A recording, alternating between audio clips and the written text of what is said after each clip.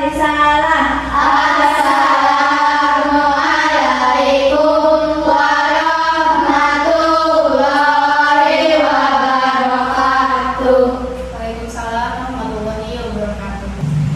Baik, sebelum memulai pembelajaran, Ibu akan cek terlebih dahulu kehadirannya. Yang namanya Ibu sebutkan, silakan bilang hadir. Adel, Hadir. Arindi, Hadir. Davina, Hadir.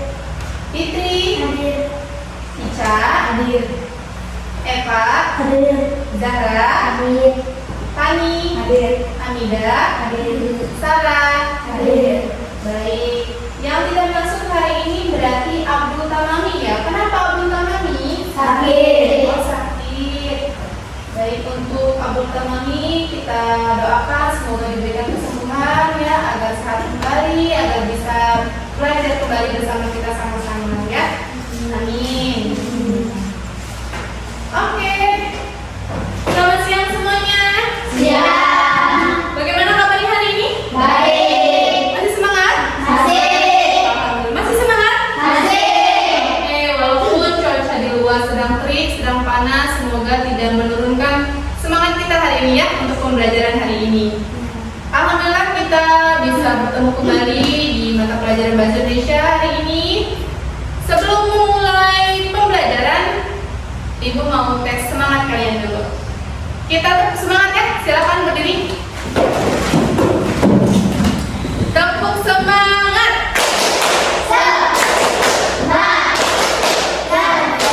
Sekali lagi, tepuk semangat.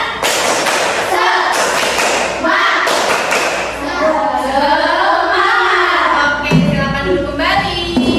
Masih semangat hari ini? Oke, alhamdulillah kita bertemu kembali di pembelajaran di mata pelajaran Bahasa Indonesia. Kemarin kita sudah membahas tentang teks prosedur. Ada yang masih ingat teks prosedur itu apa?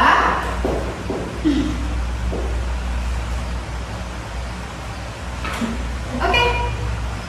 Teks prosedur itu apa? Teks yang membuat cara-cara lakukan sesuatu. Oke, terima kasih. Tepuk tangan.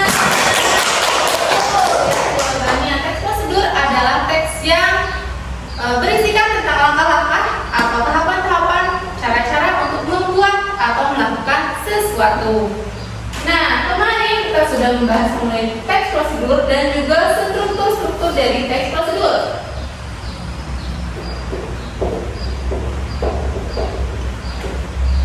Apa saja strukturnya? Ada yang tahu? Ada 3. Pertama, Tujuan. oke, ada apa aja? Tujuan. Oke, tujuan, Langkah-langkah dan ide. langkah-langkah, ya, ide. Lalu, Penegasan ulang. tanda dasar ulang. Tepuk tangan untuk Ade. Alhamdulillah masih ingat ya kemarin yang telah kita bahas tentang teks prosedur, definisinya apa, terus strukturnya apa saja. Berarti kalian sudah paham yang Ibu jelaskan di materi sebelumnya, di pertemuan sebelumnya. Nah, setelah memahami teks prosedur, definisi teks prosedur itu apa, lalu kita juga telah memahami struktur-struktur dari teks prosedur itu apa saja. Hari ini yang akan kita pelajari adalah kebahasaan dari teks prosedur.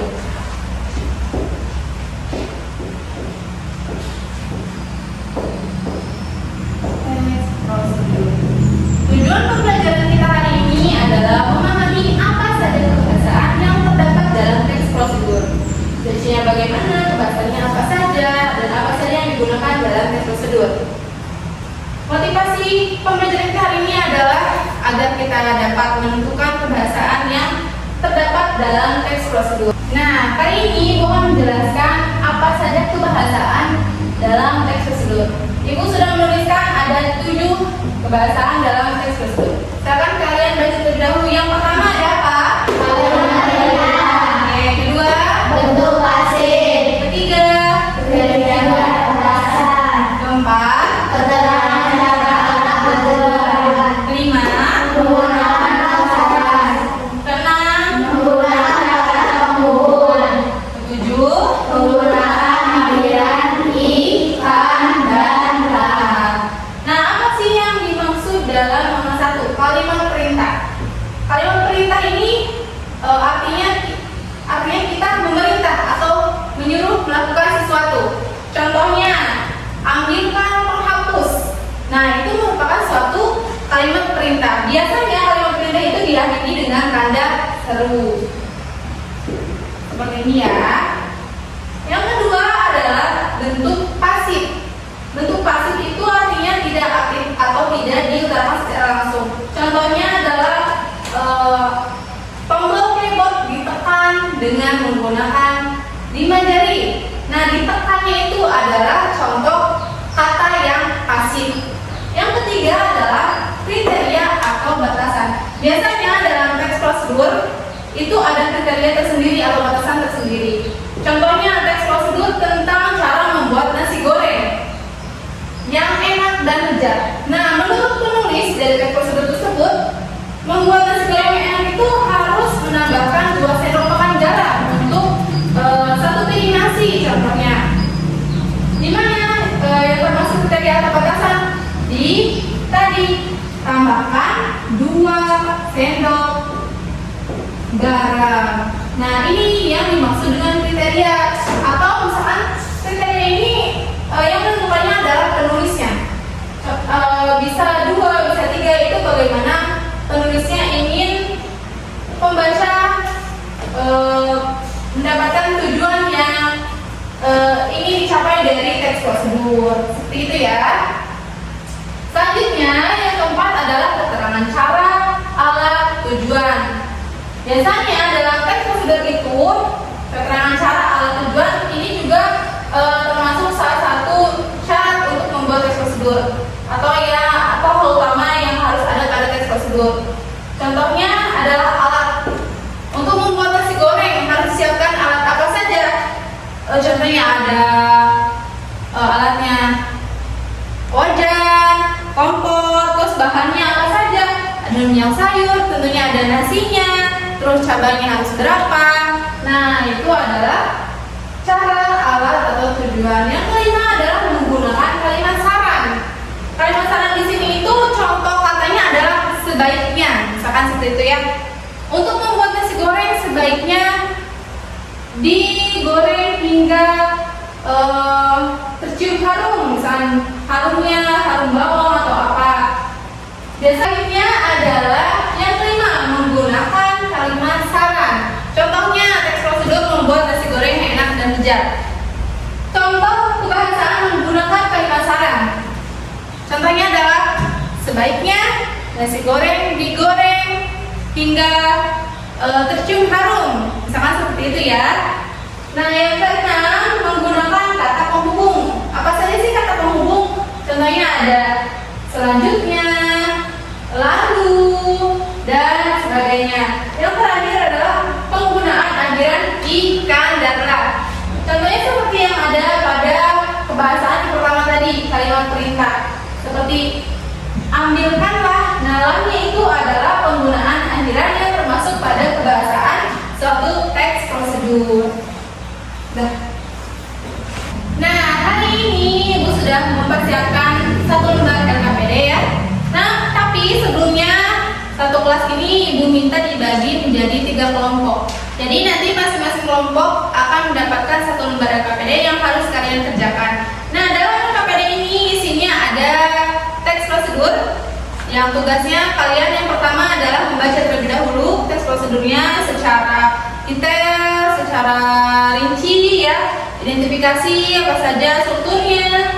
Lalu tugas selanjutnya adalah tentukan kebahasaan apa saja yang ada dalam teks prosedur di LKPD ini. Yang sudah tadi Ibu jelaskan ada 7 tadi. Apa saja yang pertama? Kalimat perintah. Yang kedua? Bentuk pasif. Ketiga? Berdasarkan. Keempat? Keterangan cara, alat, tujuan. Kelima? Menggunakan kalimat saran. Keenam? Menggunakan kata penghubung. Ketujuh? Menggunakan akhiran ikan dan lah. Nah, nanti ada 7 kebahasaan teks prosedur ini yang termuat dalam LKPD ini. Nanti kalian tentukan ya kebahasaannya apa saja dan kalimatnya atau bagiannya yang mana saja yang terdapat dalam teks prosedur di LKPD. Oke, silakan ditentukan kelompoknya terdiri dari 3 kelompok. kelas. Nanti Ibu bagikan 1 lembar per kelompok. Nah, sudah dapat semuanya KPD-nya? Sudah. Oke, dikerjakan ya. Ibu berikan waktu 10 menit untuk mengerjakan. Silakan diskusikan dengan anggota kelompoknya masing-masing. Tentukan tadi tugasnya apa saja. Silakan dituliskan. Ibu beri waktu 10 menit dimulai dari sekarang. Semangat ya. Waktunya sudah selesai. Bagaimana? Sudah selesai semuanya mengerjakannya? Sudah. Oke, alhamdulillah ya. Nanti Ibu akan koreksi hasil kerja kelompok kalian di pertemuan berikutnya. Ya, hari ini pembelajaran kita sudah selesai. Namun sebelumnya Ibu akan menanyakan apa sih yang kalian dapat dalam hal apa sih yang bisa kita pelajari dalam pembelajaran yang akan kita lakukan hari ini? Ada yang ingin jawab? Oke, Adel. Apa Adel? Hari ini kita belajar tentang pemasaran dan teks prosedur. Oke, tepuk tangan untuk Adel. Oke, jawabannya sudah benar. Nah, seperti yang telah Adel sebutkan tadi, kita belajar kebahasaan teks prosedur. Apa saja sih kebahasaan dari teks prosedur? Yang pertama. Adanya kata kunci. Oke, yang kedua. Motivasi. Ketiga. Metodenya berdasar. Yang keempat. Penggunaan cara alat ukur. Kelima. Menggunakan kalimat saran. Yang keenam. Menggunakan kata penghubung. Yang ketujuh. Penggunaan akhiran ikan dan lah. Oke, tepuk tangan untuk kita.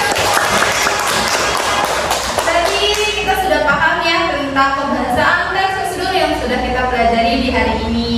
Nah, tugas kelompok yang telah Ibu berikan tadi silakan simpan di rumah. Nanti kita koreksi di pertemuan berikutnya.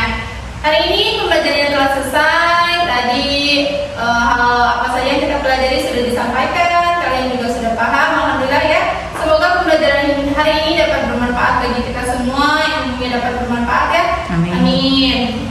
Ya. Terima kasih, ucapkan terima kasih untuk kalian atas partisipasinya, atas semangatnya hari ini, atas kekompakannya, diskusi tadi yang telah dilakukan dengan kelompoknya, dan lain-lainnya. Ibu ucapkan terima kasih sebanyak-banyaknya. Ibu akhiri pembelajaran hari ini. Nah, nanti pembelajaran berikutnya kita akan koreksi terlebih dahulu PR